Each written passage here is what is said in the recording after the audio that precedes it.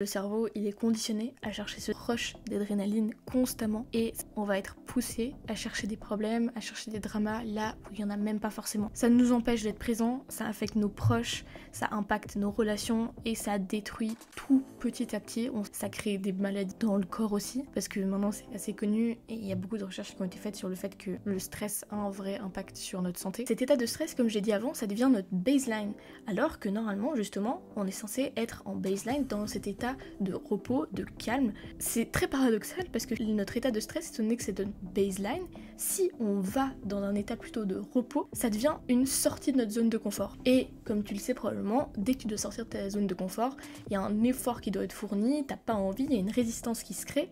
Et c'est très paradoxal parce que normalement, c'est l'état de stress qui est entre guillemets l'état anormal. Il n'y a pas tout le temps un danger. Mais comme on a tellement été habitué à ce stress, comme il y a tout le temps des choses qui se passent dans notre vie et qu'on se met parfois soi-même trop la pression, le stress devient finalement notre état de base. Et c'est ça pour moi qui est aussi extrêmement problématique. Ce que je veux mettre en avant ici, c'est qu'il y a des sources de stress qui sont inutiles et qu'on peut vraiment supprimer parce qu'on a l'emprise dessus. Bonjour et bienvenue, on va tout de suite plonger dans le sujet qui nous intéresse aujourd'hui et c'est l'addiction au stress ou autrement dit au drama. Aujourd'hui, ce que je veux vraiment te montrer, c'est comment est-ce que tu vas pouvoir déjà prendre conscience de l'addiction un peu que tu as créée au drama, ce que ça va apporter dans ta vie et surtout comment est-ce que tu vas pouvoir supprimer ou du moins améliorer cette addiction. Au fil de mes explications, tu vas probablement te rendre compte que ça impacte énormément d'aspects dans ta vie et c'est probablement pas quelque chose que tu as envie d'entretenir.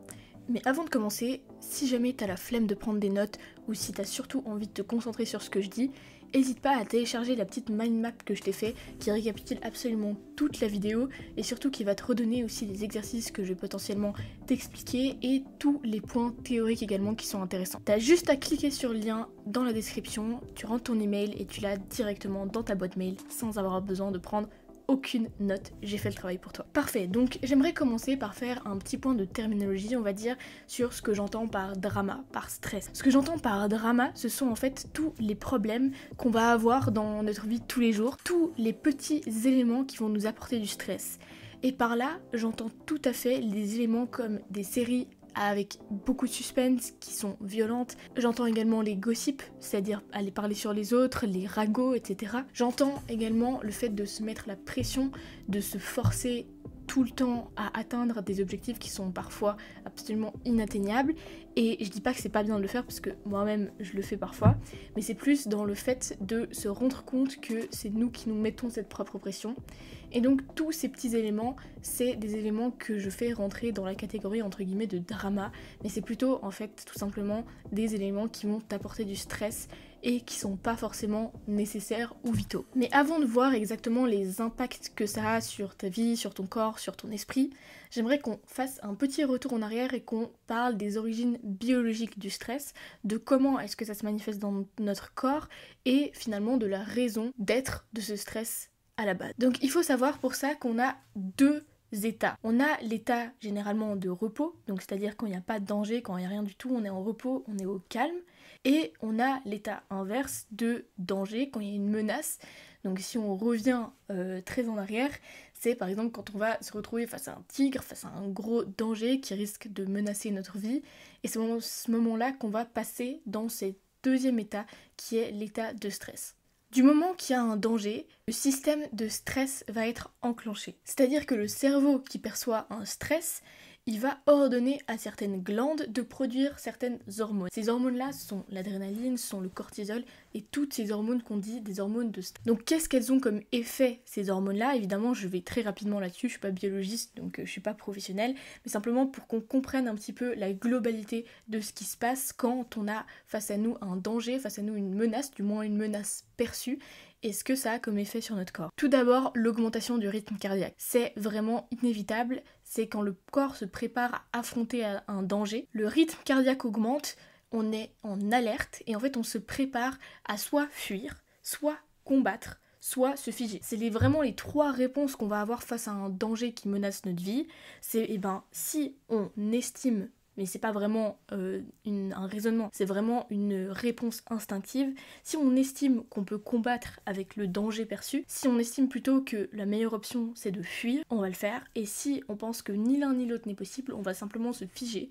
En l'occurrence, si on reprend l'exemple du tigre, c'est se figer en espérant que le tigre nous voit et se désintéresse à une proie qui est potentiellement déjà morte. Évidemment que là c'est très primal ce que je raconte, mais c'est vraiment important pour pouvoir comprendre la réponse et ce qui se passe vraiment non seulement dans notre cerveau, mais également dans notre corps quand on a l'impression d'avoir un danger face à soi ou une menace. Et l'effet sur l'esprit maintenant, c'est tout simplement d'être ultra focalisé sur le danger en question, sur la menace en question. C'est-à-dire que tout le reste autour de soi va devenir blanc ou noir. On va plus du tout être attentif. Imaginons si on est dans le contexte d'être face à un lion, aux petites fleurs, aux oiseaux qui chantent, etc. Non.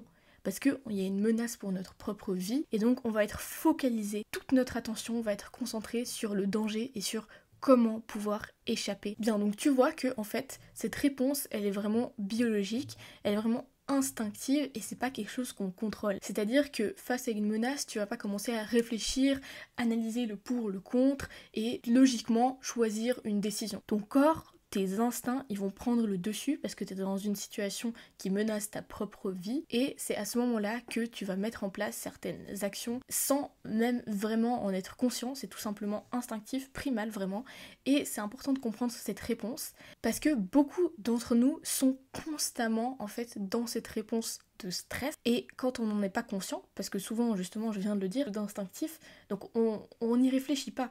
C'est vraiment notre corps qui va avoir une réponse à l'événement qu'on a en face de nous. Le point donc maintenant pour passer des hommes préhistoriques à aujourd'hui, c'est que notre situation actuelle de beaucoup d'entre nous, y compris moi, c'est qu'on est habitué au stress. On y est constamment exposé. Qu'on soit étudiant, qu'on ait des examens, etc. à passer et qu'on soit stressé pour ça, qu'on ait un job qui soit peut-être assez stressant, ou des collègues qui nous foutent la pression, un boss qui nous fout la pression, ou même qu'à la maison, dans notre propre foyer, avec notre famille, ce soit peut-être assez stressant également, on est tout le temps exposé au stress. Et ce qu'il faut comprendre ici, c'est que le stress, c'est de l'adrénaline, c'est du cortisol, et l'adrénaline, c'est une substance, enfin c'est une hormone qui est extrêmement addictive.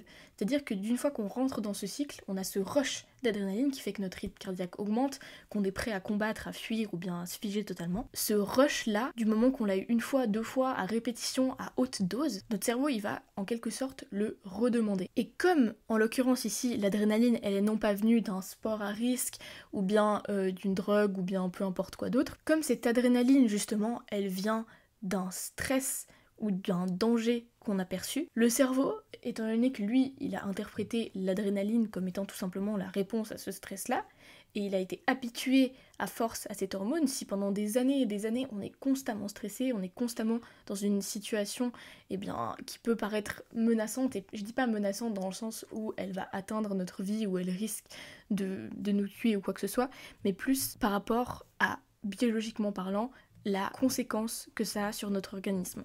Et donc ce cycle de stress, il devient totalement addictif. Et ça a pour conséquence que même quand tout est calme, le cerveau il va chercher à retrouver justement ce pic d'adrénaline dont je parlais avant, et ça veut dire que notre système nerveux, en conséquent, il est totalement dérégulé. Parce que comme je t'ai dit justement, le rythme cardiaque augmente, il y a tout est en alerte, parce que t'es face entre guillemets à un danger, du moins un danger que t'as perçu. C'est là le gros problème selon moi, c'est que on commence à avoir une tendance à créer des problèmes là où c'est pas nécessaire. Tout simplement parce que instinctivement, notre cerveau il s'est tellement habitué à ce stress-là qu'il en redemande encore et qu'on se sent vraiment inconfortable dans un état de repos. Alors que normalement justement cet état de repos c'est notre état de base, mais là le stress c'est lui qui est devenu notre état de base et en fait ça casse tout l'équilibre qu'il y a normalement. Et pour ça, j'ai pas besoin d'aller chercher très loin, je peux tout simplement prendre un exemple personnel. C'est que quand j'ai des périodes extrêmement stressantes, ou avec par exemple mes clients c'est stressant, ou bien quand j'étais en cours c'était stressant, je suis tellement habituée à ce stress que même les week-ends, ou bien certaines soirées où je pourrais clairement chiller et être tranquille, je vais aller chercher la pression, je vais aller chercher des choses à faire parce que tout simplement je me suis trop habituée pendant une certaine période à avoir ce stress constant, à avoir cette dose d'adrénaline, et mine de rien cette dose d'adrénaline elle fait qu'on est plus rapide, elle fait qu'on réfléchit aussi plus rapidement parce qu'on est comme face à un danger, et donc même si dans ces moments là je peux me reposer, je vais tout le temps chercher des choses à faire et j'arrive pas du tout à décrocher. Et c'est clairement un signe que je me suis trop habituée en fait finalement à cette adrénaline qui était constante. Et il y a vraiment ce besoin de rester dans l'action, dans le rush. Et pour moi, ça c'est un signe entre guillemets d'addiction au stress, et c'est un véritable cercle vicieux à force. Plus on est face à des dramas, plus cette adrénaline, ce cortisol, ils sont libérés, plus notre cerveau s'y habitue et plus il va finalement en redemander encore et encore. Et ce qui se passe ensuite, c'est que finalement ça devient impossible de vivre vraiment dans le moment présent parce qu'on est tout le temps en train de penser à des choses qui doivent être faites, qui n'ont pas encore été faites, qui ont été peut-être mal faites. Cet état de stress, comme j'ai dit avant, ça devient notre baseline. Alors que normalement, justement, on est censé être en baseline dans cet état de repos, de calme. C'est très paradoxal parce que finalement, notre état de stress, étant donné que c'est notre baseline, si on va dans un état plutôt de repos, ça devient une sortie de notre zone de confort. Et comme tu le sais probablement, dès que tu dois sortir de ta zone de confort, il y a un effort qui doit être fourni, t'as pas envie, il y a une résistance qui se crée. Et c'est très paradoxal parce que normalement, c'est l'état de stress qui est entre guillemets l'état anormal, il n'y a pas tout le temps un danger. Mais comme on a tellement été habitué à ce stress, comme il y a tout le temps des choses qui se passent dans notre vie et qu'on se met parfois soi-même trop la pression, le stress devient finalement notre état de base. Et c'est ça pour moi qui est aussi extrêmement problématique. La première raison pour laquelle c'est problématique selon moi, c'est que ça mène, comme je l'ai dit, à une concentration sur soi et à une impossibilité de relativiser. Et il faut revenir justement à cette image de quand on est face à un lion, évidemment qu'on va pas prendre en compte l'odeur des fleurs, l'air frais, le vent, les oiseaux qui chantent, le soleil qui brille, etc. Non.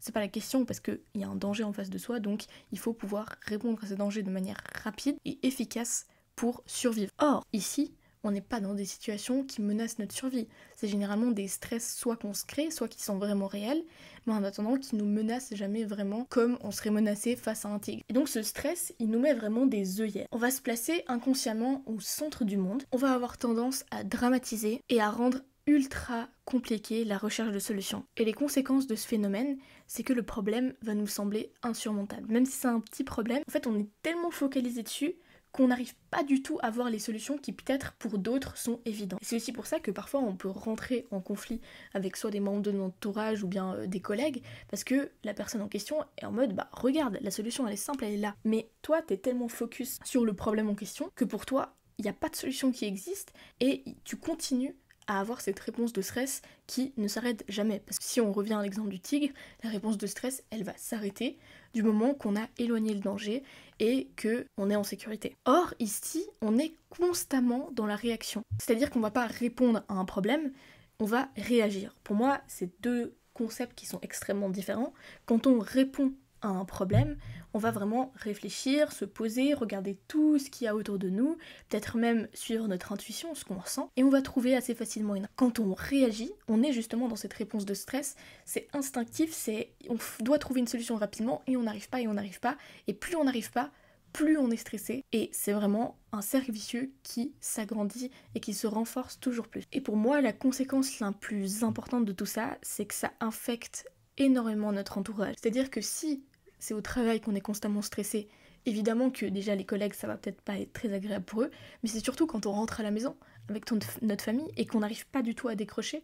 Et je dis ça parce que je suis la première à être comme ça parfois, c'est que j'ai tellement de choses en tête et j'ai tellement l'impression qu'il y a une pile de problèmes que je dois régler et que j'ai pas eu le temps de régler, que je vais projeter ça, entre guillemets, sur les gens qui m'entourent, je vais être de mauvaise humeur, ou alors je vais être froide, ou alors je vais être dans ma bulle, et je vais même pas réussir vraiment à profiter avec eux, ou bien même pas profiter, peut-être juste être présente, et pour eux, c'est pas agréable non plus. Et je le sais aussi parce que, par exemple, des membres de mon entourage eux-mêmes sont stressés, et c'est vraiment tellement désagréable pour des gens qui vivent avec, parce qu'on a l'impression déjà de pas pouvoir aider, étant donné que la personne est vraiment focalisée sur le problème, et la personne dégage vraiment une énergie de stress qui va se propager et qui va souvent stresser les autres également, quand eux-mêmes de base ne l'étaient pas. Et probablement que tu l'as déjà expérimenté quand toi t'es extrêmement stressé dans une période stressante au travail ou dans tes études et que t'arrives plus rien à faire d'autre que de penser à ça, t'arrives pas à décrocher, même les week-ends, même les soirées, que ton entourage commence à se poser des questions, que toi ça te saoule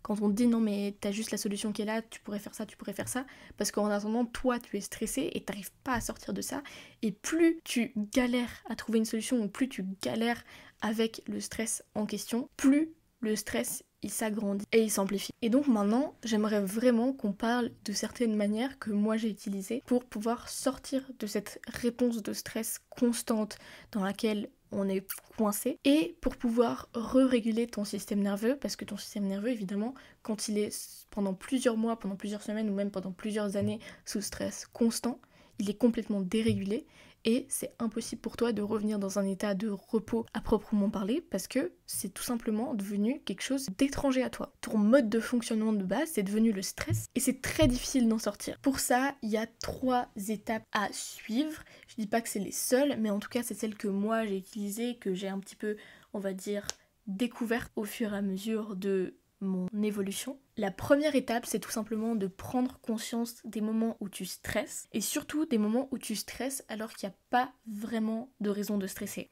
C'est-à-dire quand tout d'un coup, tu sens que tout va bien, c'est, je sais pas, un samedi soir, tu passes la soirée tranquille chez toi et bim, tu te mets devant un film ultra stressant qui te fait palpiter, qui te fait avoir peur presque d'une certaine manière et voilà, tu passes ta soirée comme ça et tu sens que t'es stressé justement, ou du moins pas que t'es stressé, mais que t'es dans une position inconfortable. Et je dis pas forcément inconfortable que toi ça te semble inconfortable, parce que peut-être que tu kiffes les films avec beaucoup de suspense, mais je dis plus dans le sens de toi, ton système nerveux et des réactions qui sont inconscientes, parce que t'es pas consciente de la réaction de stress, mais en attendant ton rythme cardiaque il augmente, tout d'un coup tu deviens focalisé sur ce que tu regardes, tu peux plus du tout être attentif à ce qu'il y a autour, et surtout tu continues d'entretenir ce rush d'adrénaline, ce rush de cortisol, qui fait que l'addiction elle reste et elle se renforce. Les moments où tu cherches le stress alors que c'est peut-être pas nécessaire, ou les dramas, c'est aussi quand tu gossipes, quand tu fais des ragours, je sais pas, à tes collègues, ou peu importe, un membre de ta famille, ou j'en sais rien, une de tes amies avec une autre amie. C'est de créer finalement un problème ou un drama, quelque chose sur lequel on peut se pencher, quelque chose sur lequel on peut essayer de chercher une solution, d'être en mode ah bah voilà, ça va pas, ça va pas, elle a fait ceci, elle a fait cela, non mais c'est pas possible. Ça aussi, c'est une recherche de drama, c'est une recherche de stress. Et pourtant, tu t'en rends absolument pas. Un autre exemple pourrait être si tout d'un coup aussi t'es en week-end, tout va bien, et pourtant tout d'un coup tu trouves quelque chose qui va absolument pas dans la maison, il faut tout d'un coup tout changer, peut-être repeindre un mur parce qu'on a vu une tache, etc.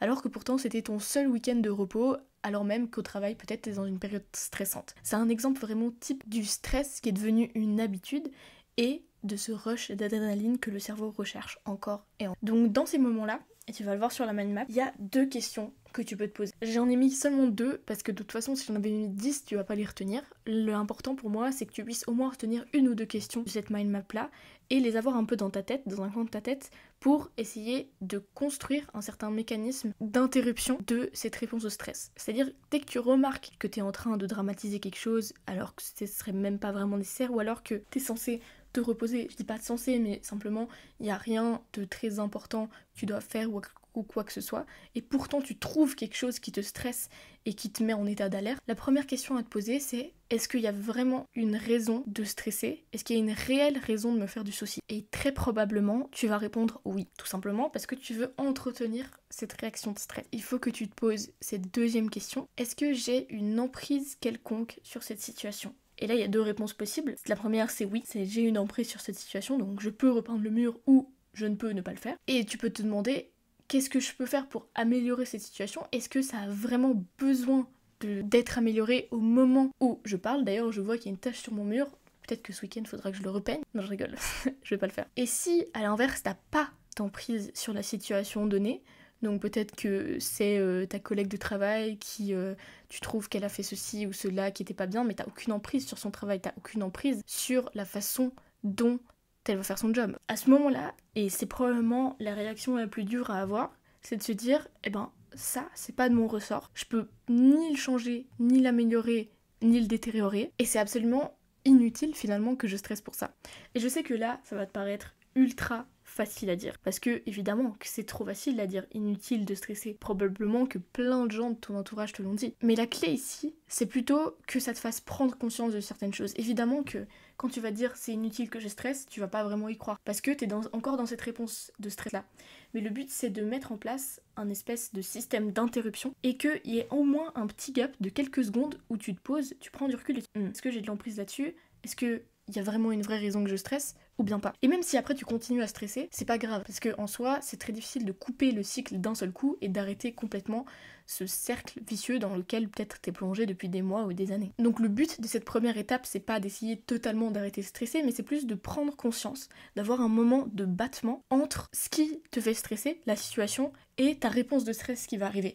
Si t'arrives à avoir un battement de 1-2 secondes, c'est déjà suffisant pour prendre conscience de ce qui se passe. Maintenant, si on va dans une étape un peu plus pratique, de quelque chose qui peut vraiment t'aider à prendre davantage de distance que juste quelques secondes pour prendre conscience de ce qui se passe, c'est le fait de revenir dans le moment présent et de cultiver un certain sens de gratitude. Et je sais que ça va paraître peut-être déjà un peu vu et revu, mais le but ici, c'est de te concentrer sur ce que t'as déjà. Parce que souvent, quand on stresse, on se focus sur ce qu'on n'a pas, c'est-à-dire ce qu'on n'a pas encore fait, ce qu'on aimerait atteindre en termes d'objectifs et qu'on n'a pas encore atteint, et on oublie totalement tout ce qu'on a derrière nous et qu'on a déjà fait, qu'on a déjà accompli et qu'on a finalement juste oublié. Donc le simple fait peut-être d'avoir une liste, et c'est quelque chose que j'ai dans mes notes, tu peux faire une petite liste peut-être juste après, une liste de choses pour lesquelles tu es reconnaissante. Ça peut être quelque chose d'aussi simple comme être vivant ou bien vivre dans un pays en paix, ou ça peut être des choses plus spécifiques à toi-même, c'est-à-dire, je sais pas, peut-être un accomplissement que tu as fait le mois dernier ou l'année dernière ou peu importe, ou le fait que tu fasses, je sais pas, 30 minutes de sport chaque 2 jours, c'est déjà un accomplissement. Et si tu le notes quelque part, à chaque fois que tu vas avoir justement ces rushs de stress, tu peux revenir à ça et te dire ok, je sais que j'ai tout ça à faire, que j'ai pas encore fait, et il y a aussi tout ça que j'ai déjà fait. Et plus tu vas avoir une liste longue, plus ça va être rassurant pour ton système nerveux.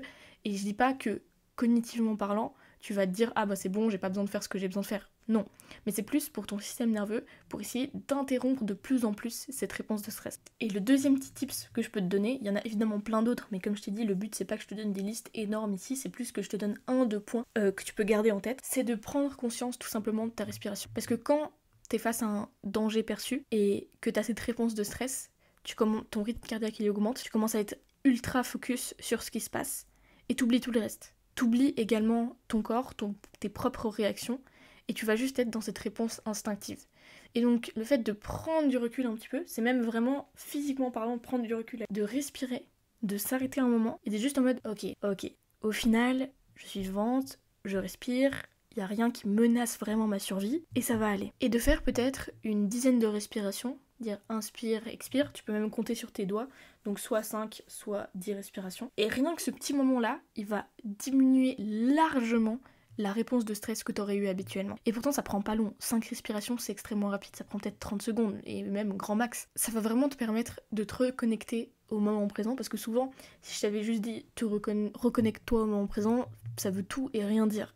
Donc là, c'est 2 manières, entre guillemets, assez efficaces de vraiment revenir à ce qui se passe maintenant, de prendre un peu de recul avec la façon dont tu as pu percevoir la situation, le danger en tout cas, et de diminuer ou même interrompre cette réponse de stress. Et la 3e étape, c'est de te reconnecter avec ton corps. Donc on s'est reconnecté au moment présent, c'est bien, mais le plus efficace, c'est de se reconnecter avec son corps. Tout simplement parce que quand on stresse, souvent on est dans notre tête, dans notre mental. C'est-à-dire qu'on réfléchit à ce qui a été fait, ce qui a été pas fait, comment est-ce qu'on va pouvoir résoudre la situation. Ou alors on bitch sur ses copines, sur, je sais pas, ses collègues, je sais pas quoi d'autre. On est attentif à l'extérieur, à un film stressant qu'on regarde, et on oublie totalement justement ces sensations corporelle, intérieure, etc. Et donc le fait de peut-être se reconnecter à son corps par, je sais pas, un sport, du yoga, peut-être même une petite promenade dehors, ou même un massage, ça permet vraiment de calmer l'esprit, de sortir du mental, de revenir dans ses propres sensations corporelles, qui va faire que le stress qu'on a en face de nous, il va vraiment, entre guillemets, perdre de sa valeur.